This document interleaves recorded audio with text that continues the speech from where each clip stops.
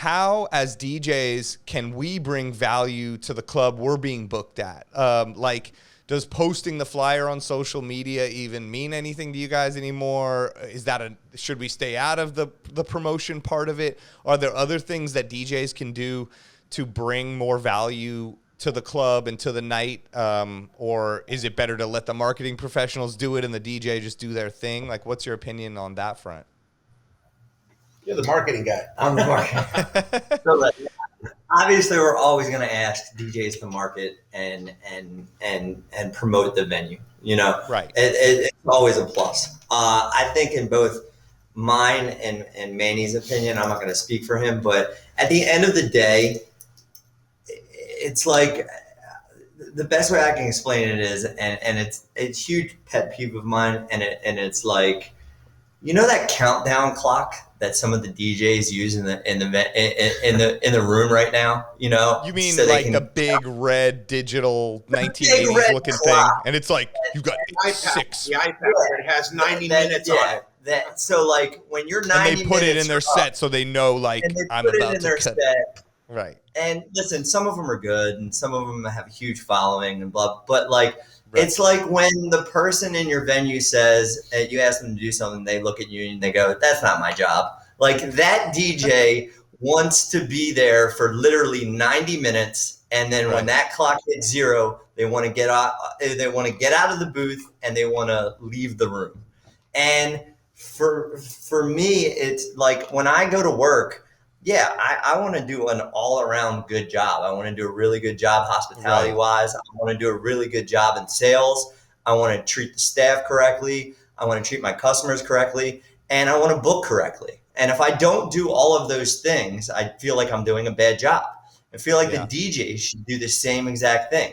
Prep your set, market the venue, bring as many people as you can. But your main job is to play the room, not play the music that you want to hear and that you think is cool or that is good for your brand, but play for the room and the customers that are there, you know, so they have the experience that they are paying for, you know, not just so you can get paid and go home.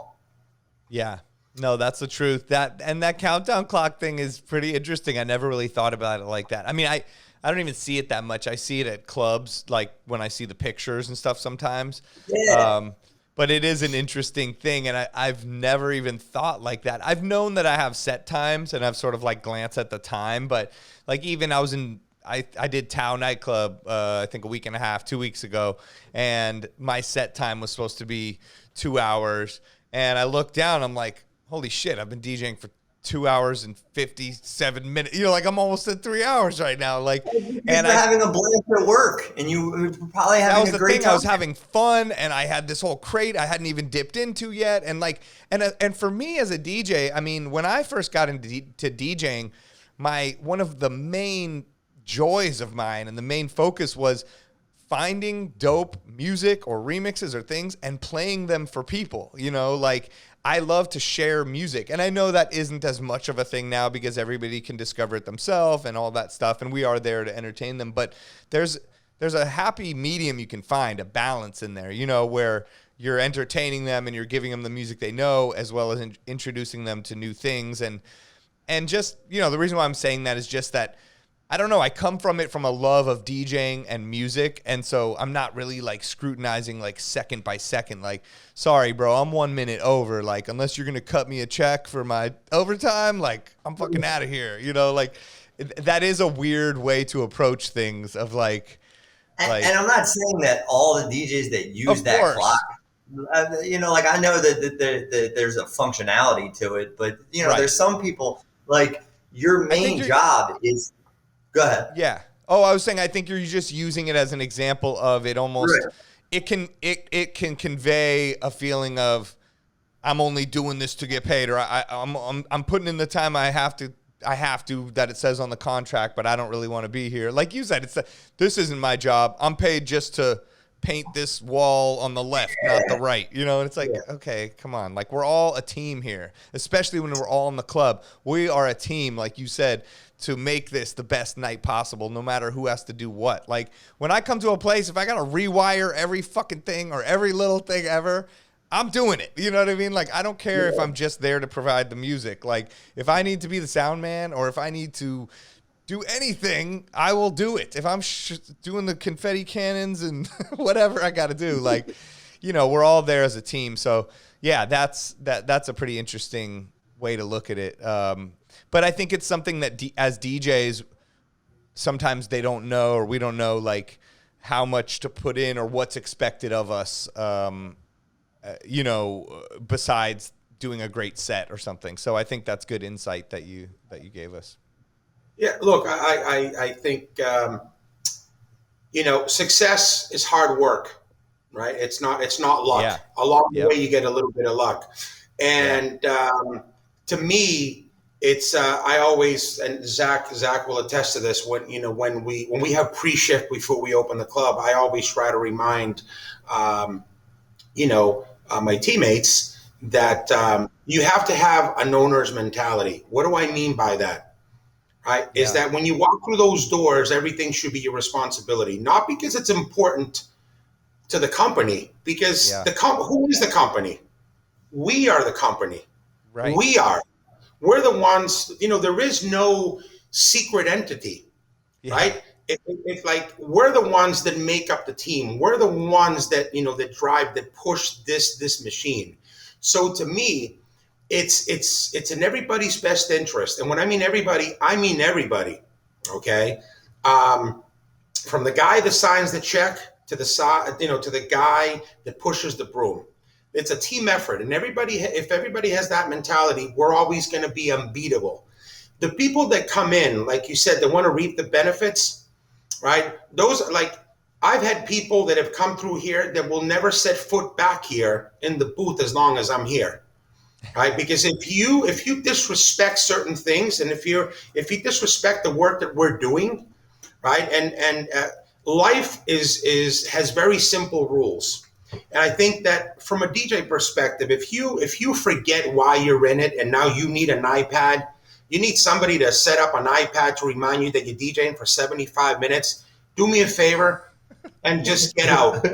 Get out. I get the whole thing. Look, I look at contracts, I look at riders, I look at all this stuff, and some of the stuff makes me want to choke people, right? Because it's like, you have forgotten. I get, right?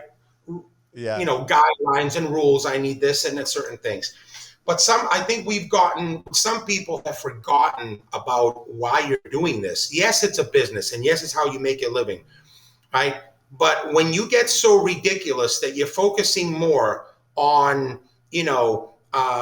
certain things like, I need the booth like this. You can't have people in the booth. And look, man, I mean, it's like, I'll give you a quick synopsis. I think it was in 1996, 97. I was so excited to bring Junior Vasquez into Boston, because he was somebody that I had never seen DJ. I was playing his records, and he was iconic, right? He was like, oh my God, Junior Vasquez, right? And I remember getting a 21-page fax of stuff that the opening DJ could not play. Okay, I'd never seen that before, but okay. Then he had a picture of the mixer, right? So they went to the trouble of putting a picture of the mixer and where the house master should be at for the opening DJ. And so we're talking about a Uri mixer, a rotary mixer, because we were all playing house music. So everything went to that detail. And then the kicker was, the opening DJ could not play in the same booth as where he was going to play from. So I lost all respect for him, and he was somebody that I admired and I wanted to kind of meet, because he was somebody that, wow, in my world, this guy was making big records. Right. But to me, as a DJ, it's all about the art form and how you behave, and how you behave and how you treat others. And to me, the fact that we had to do all of that, and then we did all of that, and I opened up for him from a separate DJ booth, although I had been the resident DJ there. And it was my house, but I was always respectful of what we were building. And then he came, and in Boston, everything closed at 2. So he shows up at midnight, and he's like chilling. And I'm like, dude, we got a club full of people that came here for you. The point is that, if you don't care, if we take the time to book you and we take the time to put together a marketing plan on how to promote you, and then you don't support the efforts that we're trying to do to promote you, then why should I have an interest in your future? This is a team effort, you know? Yeah. So, you know, I mean, if I see people, look, you come in and you have a good attitude. I understand that, you know, okay, you live on the, you know, on the West Coast. Look, it's not like we booked, we booked you, you live in Philadelphia and maybe you're going to bring 40 people. I'm not going to look at you as, oh, well, how many people did Spider bring today? How many tables did he book? That's not your job. We're hiring you because we want to make sure that you own that DJ booth, and then you take the dance floor as your palette, and now you're going to paint something that's going to translate to people having a good time. If you are pushing your things through social media, of course, we look at that too, because it's like, I don't expect that just from you. I expect it from every bartender, every server, every bar back, everybody, because that's how winning is done. Everybody has to take an interest in the success of what we're doing, not because we want the club to make money. This is what we do. Yeah. This is, so if everybody takes an interest, you know, you're not doing it for the club, you're doing it for your future, right? The more successful we are, guess what? The more we're going to be able to do things like this. And then maybe we'll say, hey, Zach, Thursdays were a success. Can we do a Monday? We're not going to do that unless the people that are involved take that interest. Right. No, these are like, honestly, such valuable gems, you know, and it's cool for me to hear because it's funny, I do this podcast and I'm trying to like delve into things that I think the audience and all these other DJs around could utilize this information. But it's cool for me to even talk to you guys and hear these things from my perspective. And, you know, because I'm traveling around doing all this stuff and want to make sure I'm adding the right value to everywhere still. And no, that's great. I mean, you know, you are very insightful in this DJ game and the nightlife game. And I mean, both you guys have done so much.